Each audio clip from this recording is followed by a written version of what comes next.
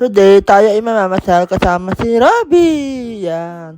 It's been a while na ipasyal natin sa labas, and as you can see, ayan o, sobrang dami ng lakad. Sobrang daming lakad.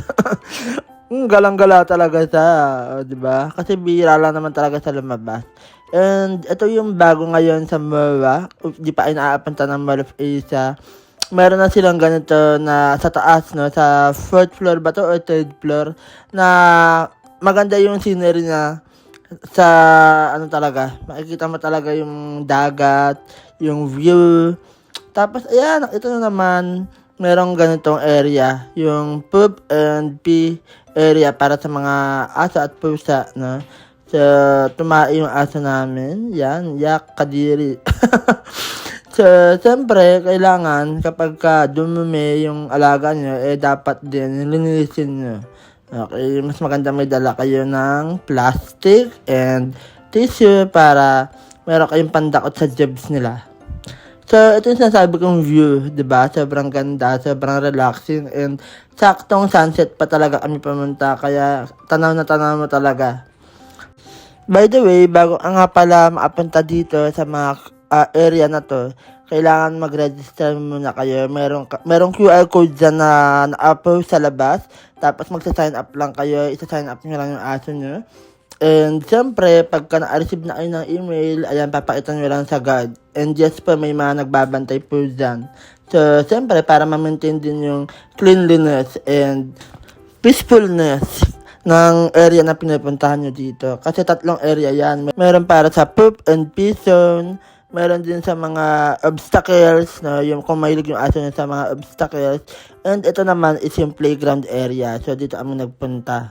So, ayan, as you can see, no? Yung aso namin sobrang mahiyain. Sobrang, ewan ko dito, ayaw na ayaw lumalapit sa mga kapwa niya aso. Ayaw maipagkaibigan, ayaw maipaglaro. Sobrang introvert, in short.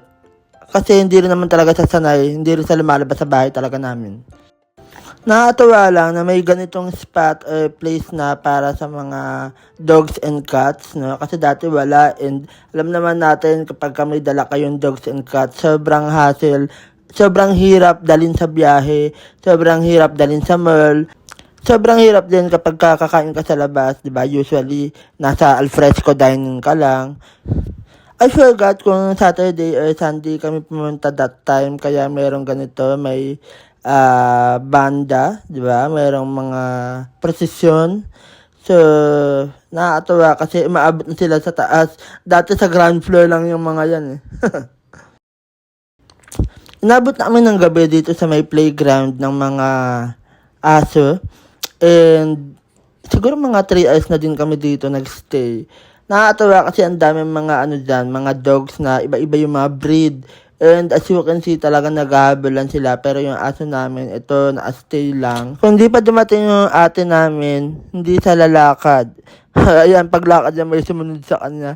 Kasi ang dami talagang mga dogs na lumalapit sa kanya para maipaglaro. Pero sa lantong may ayaw. Napaka-choosy talaga. Tapos ang gusto, panay karga. Kung di man karga, ayan, dapat nakastay sa dyan sa may upuan ng mga tao. Pauwi na kami nito, kaya ayan, naglalakad na siya kasi si mama naglakad na rin sa palabas. Tinetest lang namin kung anong gagawin niya. And ito hindi namin inaasahan na hinarangan siya ng ganito kalalaking mga aso. So, medyo naging irritable na siya dyan. Kaya talon siya ng talon. Buti na lang kinuha kagad siya ni mama. So, next time try natin ulit. Baka sa susunod maipaglaro na siya. Yun lang.